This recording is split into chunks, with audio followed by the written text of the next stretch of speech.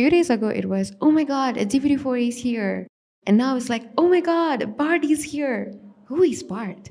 Well, it's an AI chatbot just like ChatGPT, but it is created by the Google. And it is publicly available for the users in UK and US. But there's a twist. You have to join the waitlist to be able to use it. So how do you join this waitlist to use Google Bard? Well, all you have to do is make sure you're in US or UK, or if you are not there, you can use VPN, obviously. And once that is done, go to Google and search Google Bard. Click on the very first link that you get. And once you're inside, you will see this join waitlist option on the right hand side. Go ahead and click on it. And actually, that's it. But of course, if you have not signed in, then you have to sign in, and also you have to be over 18.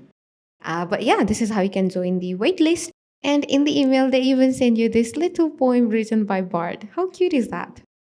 Anywho, this is how you can join the waitlist for Google Bard. I hope the video was helpful. Thank you for watching.